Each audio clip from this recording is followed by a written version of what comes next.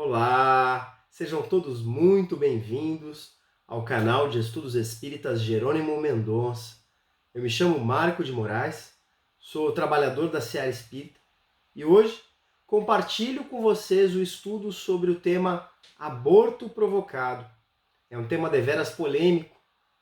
Nós não estamos aqui para julgar, tampouco condenar eventuais apoiadores do aborto, eventuais pessoas que praticaram o aborto.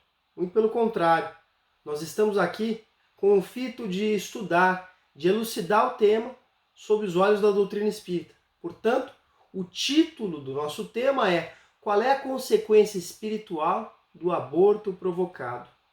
Antes de iniciar propriamente o nosso objeto de estudo, rogaremos ao Divino Mestre Jesus e aos seus emissários que possam nos amparar em nosso tema de estudo. Portanto, assim daremos início à nossa reflexão de hoje.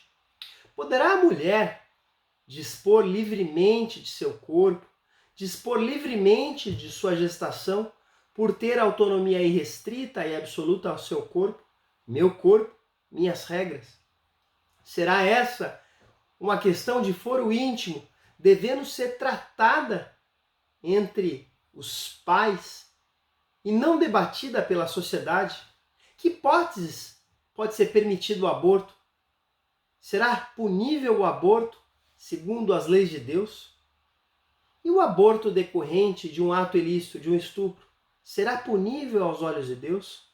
Essa, dentre outras questões, serão tema de nosso estudo de hoje, serão tema de nossa abordagem.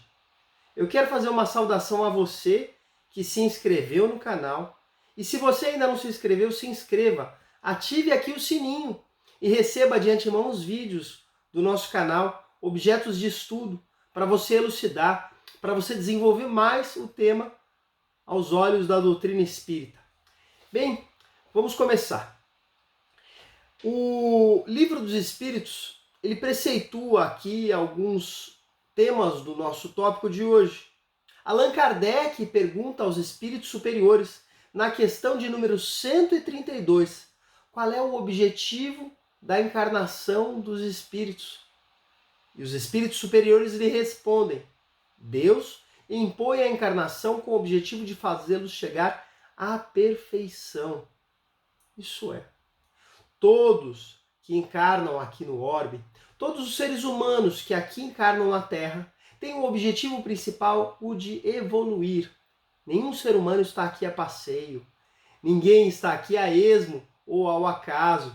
Aquela frase que muitas vezes ouvimos, eu nasci na família errada, ela é muito equivocada, porque há toda uma escolha, há todo um planejamento.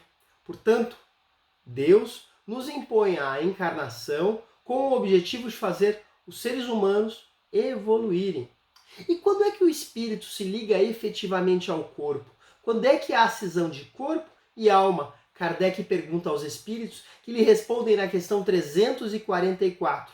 A união começa na concepção, mas só é completa no nascimento. Ou seja, o espírito é envolvido por um laço fluídico ligado ao corpo. Esse laço, durante a gestação, ele vai se apertando cada vez mais, ao longo dos 9 meses ou ao longo daquela gestação.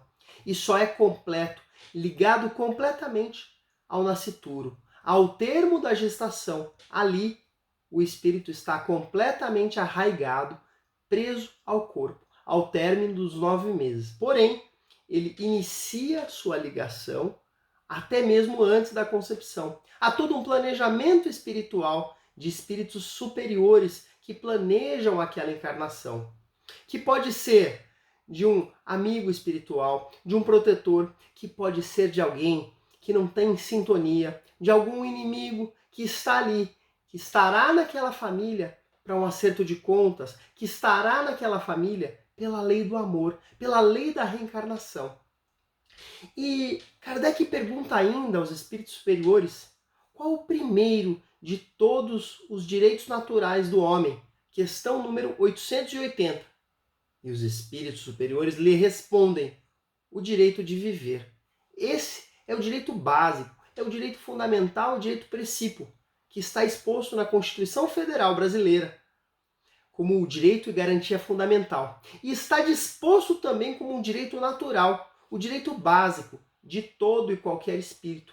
Então aquele embrião, aquele feto gerado pela mamãe está ali. Ele possui um direito natural, ele possui um direito básico, que é o direito de viver.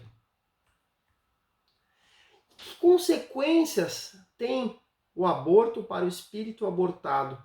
Questão de número 357. E os espíritos respondem: é uma existência nulificada. Ele terá que recomeçar. Ou seja, para o espírito ser gerado e permanecer no ventre materno sem o nascituro, será uma existência nula. Ele terá que recomeçar, rogando ao Pai nova oportunidade. E questão de número 358.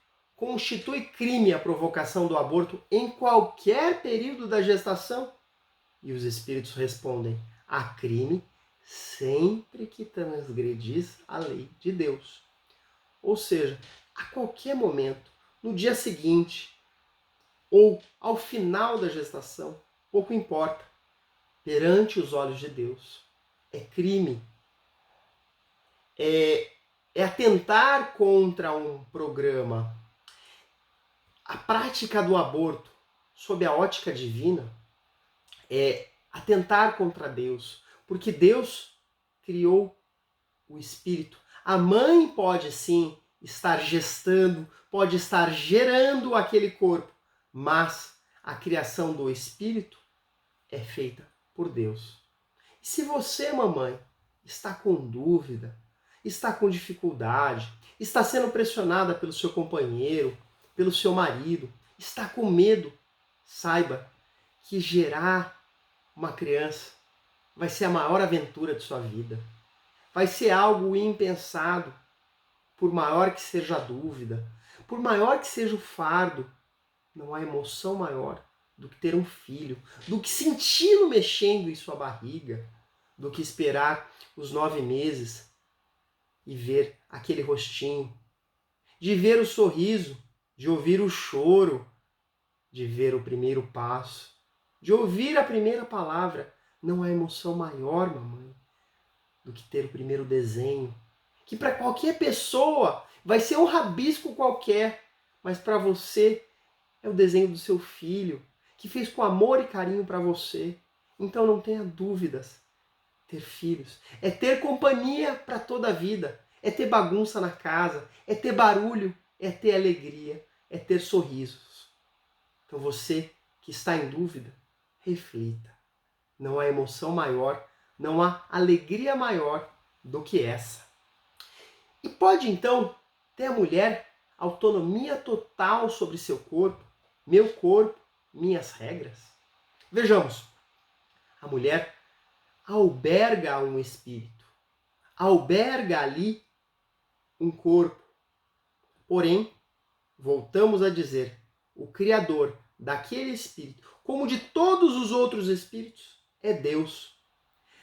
Ali está sendo concedido um empréstimo à mulher, como a todos os seres humanos. Deus concede um empréstimo de corpos, como roupas, que ao final de uma existência corpórea, devemos sim devolver a Deus e prestar conta do que fizemos daquele corpo.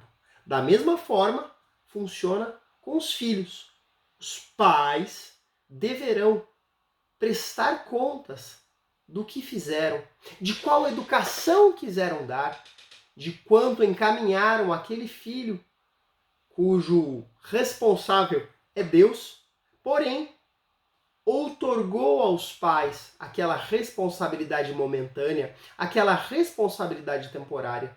Portanto, não nos esqueçamos, a vida que está no ventre materno é uma vida autônoma, individual, que possui direitos e garantias fundamentais, humanos e naturais. É crime o aborto aos olhos humanos, assim como é crime aos olhos de Deus. Por quê? Porque ali, atentar contra um direito fundamental, atentar contra a vida, significa transgredir a lei de Deus, significa nulificar uma existência, significa atentar contra um planejamento espiritual que houvera sido iniciado, que houvera sido planejado muitas vezes antes da existência corpórea.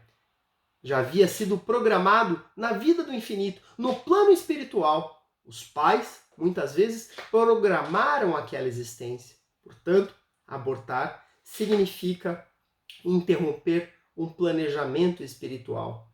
E se aquela gestação ocorreu por permissão divina. Certa vez, redarguiram a Chico Xavier, Francisco Cândido Xavier, o notável médium, o nosso Chico, o que ele pensava sobre aborto. E ele respondeu: olha, eu fico muito feliz de mamãe não ter me abortado.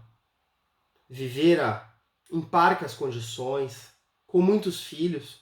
Ela poderia ter optado pelo aborto, ela poderia ter decidido. Mas eu fico muito feliz porque mamãe resolveu seguir com a minha gestação. O que seria não termos Chico Xavier? O que seria se sua mãe tivesse praticado o aborto? Portanto, sob a ótica dos abortados, imaginem fazerem uma enquete, uma indagação. Perguntem aos espíritos que voltaram ao plano espiritual decorrente de um aborto provocado o que eles pensam sobre o aborto. Ou perguntem aos bebês, aos fetos que estão nos ventres maternos, o que eles pensam sobre o aborto. Sob essa ótica, é muito difícil. Portanto, não se restringe a uma questão de foro íntimo entre pai e mãe. É uma questão que cabe a interferência de terceiros. Porque ninguém pratica o aborto sozinho. Há muitos envolvidos. Muitas vezes, a pressão do marido, do companheiro, do namorado, que pressiona por medo, por não querer aquele compromisso. A pressão, muitas vezes, da família, que não quer, que faz um julgamento. Portanto, o médico envolvido, a clínica envolvida, toda a equipe que está ali praticando aquele ato abortivo impensado, que vai contra a lei de Deus, todos se comprometem perante a esfera divina, perante as leis de Deus. Há todo um comprometimento. Não nos esqueçamos também da influência dos desencarnados. Todos sabemos que há um plano invisível em que a mãe, a família, poderá estar sofrendo influência de obsessores, de inimigos que estão ali a influenciar o pensamento da mãe. Portanto, é necessário muita prece, muito discernimento e, principalmente, muito amor para se entender que não é uma questão de foro íntimo, relativa apenas e tão somente aos pais. É uma questão social, é uma questão de saúde pública, porque muitas mães ali vão a óbito em clínicas que não são desenvolvidas por médicos que não estão preparados para aquele ato. Portanto, é uma questão de saúde pública. Não envolve apenas pais. Não é uma questão de foro íntimo. Lembremos dos animais. Lembremos do gatinho que acabara de dar à luz. Aproxime-se no momento do aleitamento materno. Aproxime-se da gata e veja a reação. Aproxime-se de uma tigresa enquanto ela está amamentando. Ou de um pássaro quando está chocando os ovos. Aproxime-se e veja qual é a reação sobre seus filhotes, sobre o ninho. A mãe irá proteger os seus filhos. Infelizmente, com o homem, não funciona assim. O homem é um dos poucos animais que atenta contra a vida de sua cria, que atenta contra a sua prole. Infelizmente. E, Marco, como é que é a chegada desse espírito abortado no mundo espiritual? Eu vou dizer para você, depende. Depende do grau evolutivo desse espírito, depende do planejamento espiritual. Será que esse espírito era um amigo? Alguém que se programara a cuidar da velhice dos pais? Alguém que se programara a estar com os pais? Ou será que era um espírito revoltado, inimigo de outras vidas passadas, que estava ali para um acerto de contas, que estava ali para um ato de perdão, para uma remissão? Muitos espíritos abortados chegam ao plano espiritual com muita revolta, aturdidos, sem entender o ato dos pais, sem entender a decisão da mãe, e muitos se tornam obsessores da própria mãe. Ou seja, é um ato que há consequência. É claro que há consequências. Tratemos aqui, agora, da hipótese legal do aborto provocado. Artigo 128 do Código Penal. Não se pune o aborto praticado por médico, o aborto necessário. Inciso 1º, se não há outro meio de salvar a vida da gestante. Aqui eu faço um enorme parênteses. Nessa hipótese, para salvaguardar a vida da gestante, é recomendado, inclusive perante as leis divinas, o aborto. Por quê? Porque é preferível salvaguardar uma vida já existente, a vida da mãe, do que arriscá-la em prol de uma vida em desenvolvimento. Questão de número 360 do Livro dos Espíritos, onde se recomenda nessa hipótese a prática do aborto para salvaguardar a vida da mãe, para resguardar a vida da mãe. Nessa hipótese, sim, claro que depois de opiniões médicas diversas, nesse caso, atentando-se contra a vida da gestante, sim, é preferível resguardar a vida da mãe. Então há uma previsão legal no Código Penal e há também essa previsão perante a lei divina. Agora, falemos também do inciso 2º, aborto no caso de gravidez resultante de estupro. Inciso 2º, se a gravidez resulta de estupro e o aborto é procedido de consentimento da gestante ou quando incapaz de seu representante legal.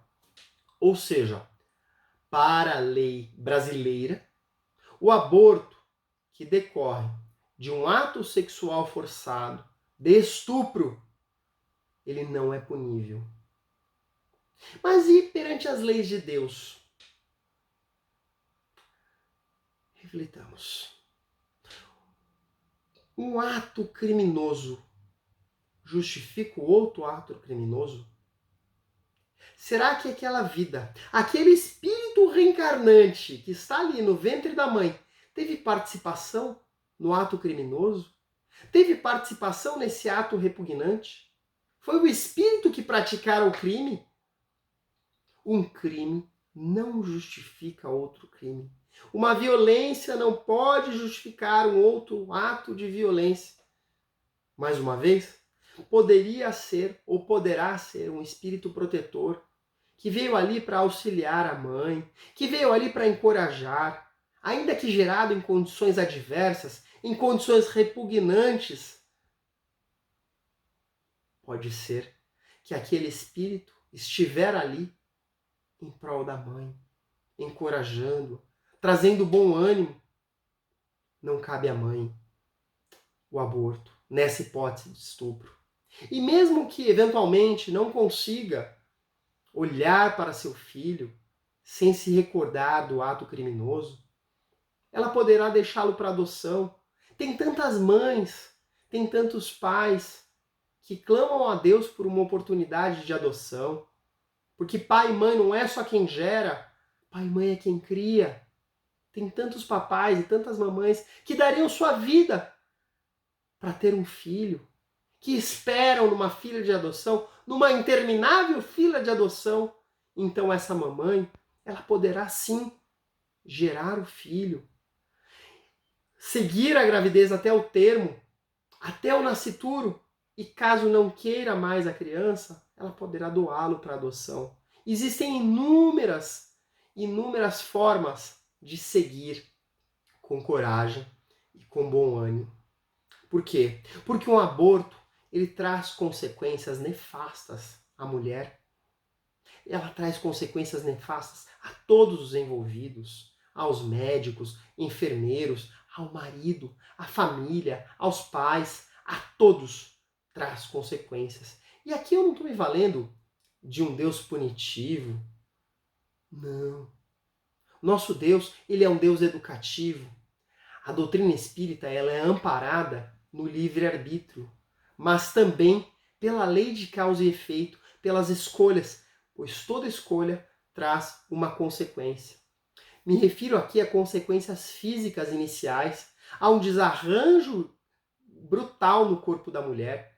Muitas mulheres, depois da prática do aborto, não me refiro ao aborto natural, mas me refiro ao aborto provocado. Muitas mulheres, depois da prática do aborto, não mais conseguem engravidar. Não mais conseguem por um desarranjo biológico em seu corpo.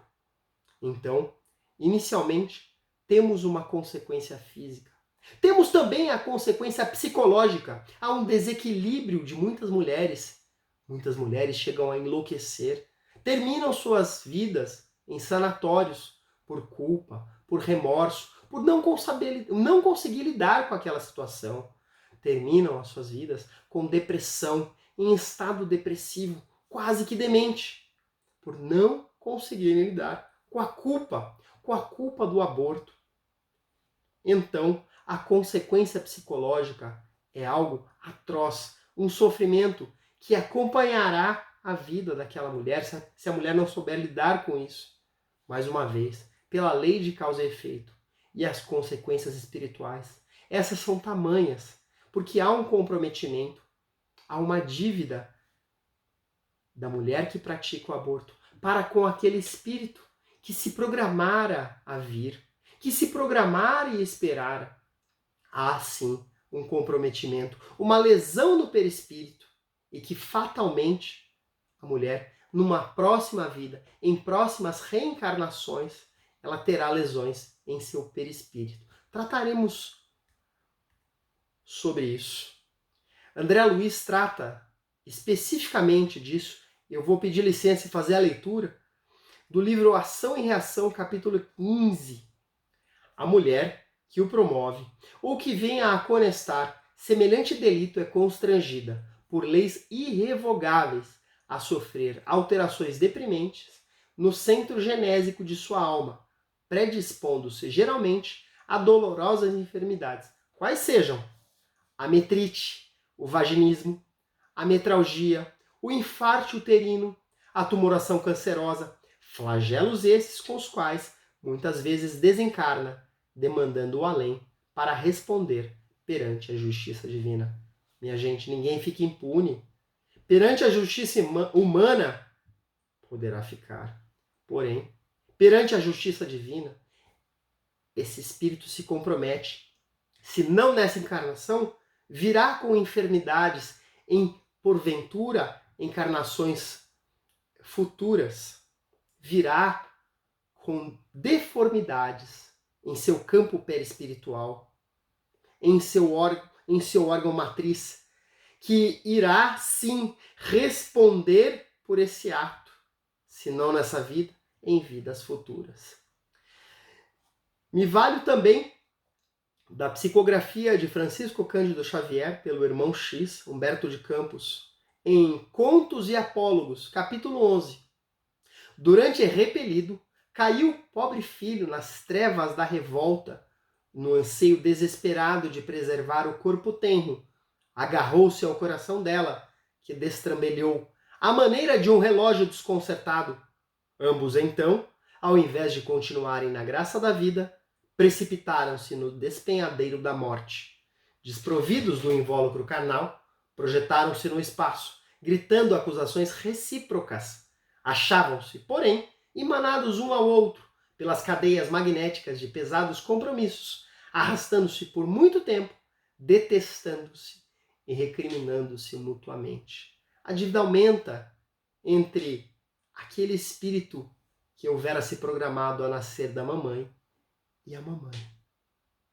O ódio pode ser imantado entre aqueles dois espíritos que estariam ali para se amar.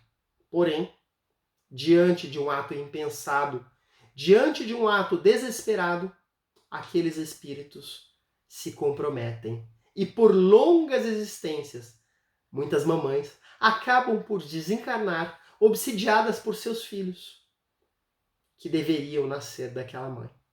Portanto, as consequências espirituais são nefastas, são impensadas. Valorizemos a vida. Valorizemos o tempo de vida. Valorizemos a oportunidade. Mas, Marco, o que fazer depois de praticado o aborto? Como agir? Allan Kardec traz que não basta o arrependimento. Será necessária, sim, uma expiação, uma consequência daquele ato. E, por fim, a reparação. É necessária a reparação daquele espírito. E não precisa esperar uma vida futura para fazer essa reparação. Mas, Marco, que tipo de reparação você está se referindo? A trabalhar com a vida. É trabalhar em prol do semelhante. Aquela vida tirada, ela pode ser amparada por outras vidas, por amparo a órfãos, a mães gestantes, amparo social, e rogar a Deus uma nova oportunidade, porque talvez nessa mesma vida aquele espírito poderá vir na própria mãe, poderá voltar na mãe com uma nova oportunidade, ou seja, a reparação em prol do semelhante e em prol do próprio espírito, rogando a Deus que conceda uma nova oportunidade, porque Deus não é um Deus punitivo, mas um Deus educativo, que educa e ampara, porque Deus é amor. Deus é infinitamente bom e justo, mas educativo. Me lembro do caso Celestina. Celestina, uma meretriz, uma prostituta que vivera em Lisboa em tempos antigos, explorada, e diante de seu labor, diante de sua função, praticou inúmeros abortos em função da necessidade do trabalho, explorada por um cafetão, explorada pelo dono do prostíbulo. Viera a desencarnar muito cedo. Por volta de 30 janeiros, acabou por desencarnar. Sua chegada comprometida ao plano espiritual, viu a necessidade de volver à Terra, a necessidade de voltar com a reparação. Voltou como freira, dessa vez no Brasil, no Rio de Janeiro, e pôde amparar uma série de órfãos, fundou uma casa onde auxiliou e amparou muitas vidas, muitos órfãos nascidos sem a mamãe, sem o papai, pôde amparar. Mais uma vez, voltou ao plano espiritual. Dessa vez, com a missão cumprida, com o labor, e pôde voltar, por fim, à Terra. Voltando à Terra, reencontrou o marido, aquele que em tempos outrora houvera sido explorador. Dessa vez, o marido justo, o marido preocupado, o pai de família. Não conseguiam ter filhos, não conseguiam engravidar. E resolveram sim adotar. Adotam 5 crianças, 5 de seus abortados. É assim que a justiça divina opera, com amor e com reparação. Muitas vezes, se não é possível pagar aquela dívida de uma vez, Deus não é um cobrador.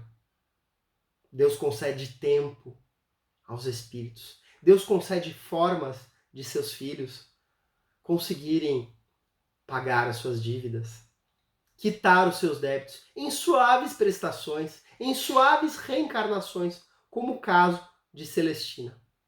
Bem, meus amigos, assim finalizo o tema, muito reflexivo, muito polêmico, com o apoio à vida, o apoio irrestrito a você, mamãe, que pensa em praticar o aborto. Reflita. Reflita que o seu ato desesperado pode trazer consequências nefastas e deverá trazer consequências nefastas físicas, psicológicas e principalmente espirituais. Valorizemos a vida. Eu finalizo aqui com uma psicografia de Nércio Antônio Alves sobre o tema em um livro Os Abortados Espíritos Diversos. Esse livro está na 6ª edição e a página é 63. Claustro materno, pela pluralidade das existências, senti-me na iminência de ao mundo retornar. Mas as portas se fecharam, os tempos rápidos passaram e eu não consegui reencarnar. Onde estás, ó mãe querida, que deste lado da vida um corpo me prometeste dar? Porque foges da responsabilidade, procurando um caminho da vaidade, e a mim foste negar. Hoje eu choro a triste dor, ao ver os erros que praticaste. Sei que no futuro sofrerá graves desastres, por isso choro, choro por teu amor. Um abortado. Meus amigos, que a paz do Mestre Jesus siga no coração de vocês. Eu te vejo no próximo vídeo.